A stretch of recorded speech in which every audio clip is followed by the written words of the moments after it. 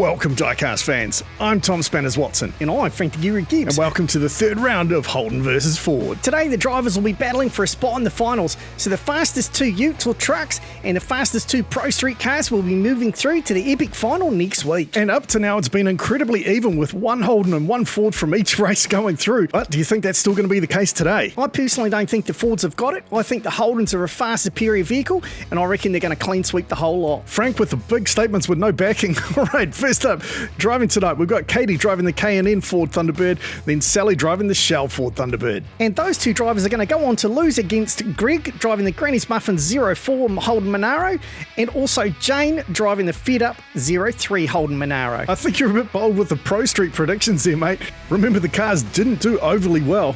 All right, into the race, we've got Sally and Jane up front, Katie and Greg in the back row as we get underway. They're pretty even as they head into Bogan Alley, and there's carnage already.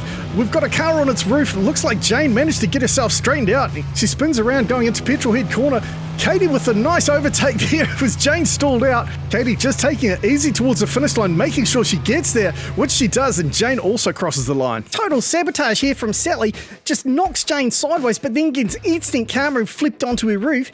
Luckily, Jane, being the professional driver that she is, got it back under control, and unfortunately, while she's trying to straighten herself out through Petrol Head Corner, sneaky old Katie just snuck on by. It was certainly one of the slower ones on the track at 19.768 seconds. But at least Sally got instant camera in that first corner. While she's getting her rubber side down, let's have a look at the scores. So Katie leads now with 6 points, Jane on 4, and Greg and Sally yet to get any points on the board, but we've got both Holdens in the front row this time, getting chased down by the Fords. Thunderbirds are going to lose. Hey, Greg didn't finish last time either.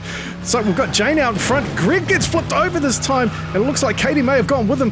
Jane spinning around wildly, Sally chasing down. Jane finds some major gas in reverse somehow, races away, will take the win, followed up by Sally. Jane gets out to a good lead, but then Greg ends up the meat in the sandwich here. Freezing. Sally was covering the track in front of him. Katie slammed into the rear end of him and flipped him onto his back. Well, while the safety crews are out, clearing that mess away, let's go and have a look at the scores.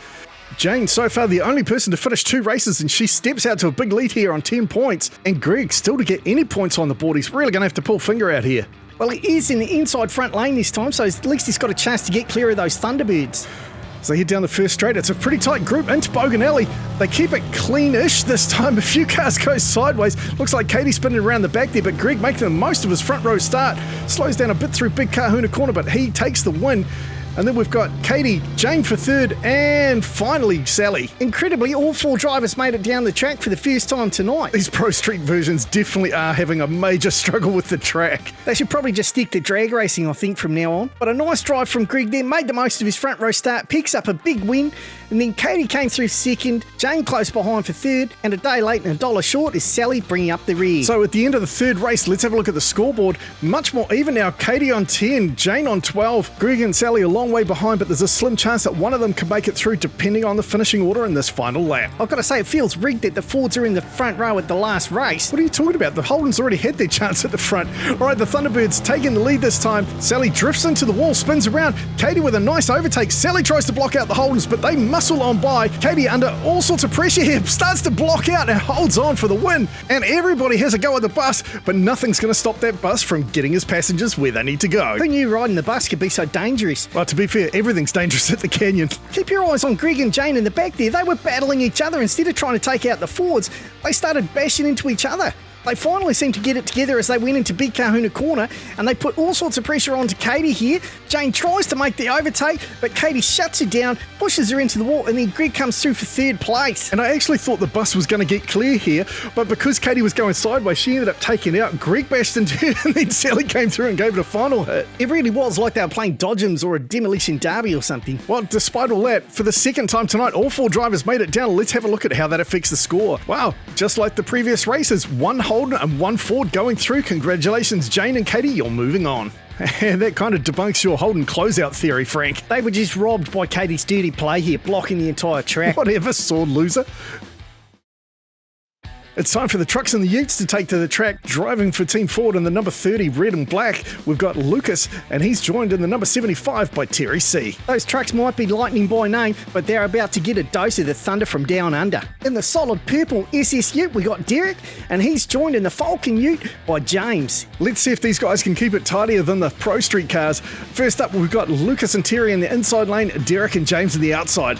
I know I said it before, but I got a really good feeling that the Holden's going to take this one out. Well, even as they go into Bogan Alley, but Lucas just gets the jump on Derek here. Derek chasing him down hard. Lucas running away with it, opening up a lead, but he gets a spin on through Big Kahuna corner. Derek races around him. He takes the win and in a sub-14 time. That's a great effort. A very calculated bit of driving here from Derek. The Ford was pushing him into the wall, so he backed off just a smidge, and then he just kept his boot buried and gave it the beans at the right time. He saw his gap here, and he took it like a champ. That was a surprisingly clean overtake there, and a great win for the Holden, getting some celebratory air as he crossed the finish line. All four drivers getting some points on the board, but Derek leading the way with a great win on 6 points. The drivers rotate around, so we've got the two Holdens in the front row. They're going to get chased down by the Lightning. Just keep an eye out for any dirty play from those Fords, because I don't trust them at all. Both Holdens slip into lead, and they tuck up right on each other's bumper there, leading the field. A huge big gap opening up back to the Fords. Derek races down, takes another sub-14 second time. In fact, it's 13.763, and eventually we see a Ford cross the line. Derek and James just putting on a masterclass of driving here. As a team, look at that, they tucked in tight. Even the Fords tucked in, but they just got it all wrong going out of the Bogan Alley. I wonder if those guys also own a Mustang, because they drive like it. And then they couldn't even drive straight as they went into Big Kahuna corner here. They started battling each other. They have no idea what they're doing. But that's a great result for Team Holden. Derek opens up a massive lead now on 12 points. James in second on 6. Terry and Lucas not far behind on 4 and 3. Those two SS V8 utes are obviously quick, and I'd expect them to take this one again, being on the inside lane. Well, Lucas isn't going to let them have it easy. He tries to get in, but he gets spun around. James sent it to a big tailspin. Derek keeps it straight and races down the track all by himself. He is going to take another win. That's 3 in a row for him. James finally got himself sorted and gets down, and it looks like the Fords are tangling up again in Big Kahuna corner. Days behind, and that's Lucas trying to take out the spectators. A Mustang move if ever I've seen one. A few of the drivers seem to get the real spinny spins going through Bogan Alley. Derek luckily kept his head straight, and even though James was probably a bit dizzy after his spins, he did get himself together. But Terry just lost all momentum into Big Kahuna corner.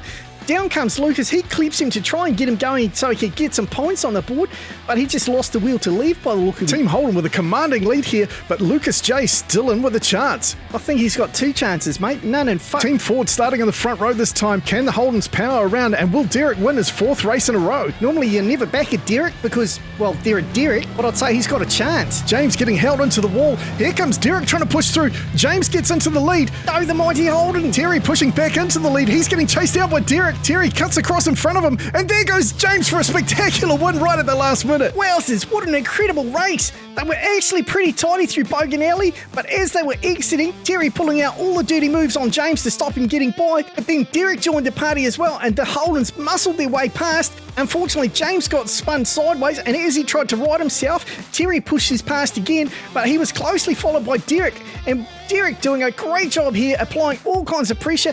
Lucas in the background trying to block out James, but he wasn't putting up with that nonsense. He spied a gap and he took it. What an incredible overtake. And just at the right time. But a great drive there from both the Holdens, putting the pressure onto the Fords, forcing some major errors there. Clearly their main error was driving Fords.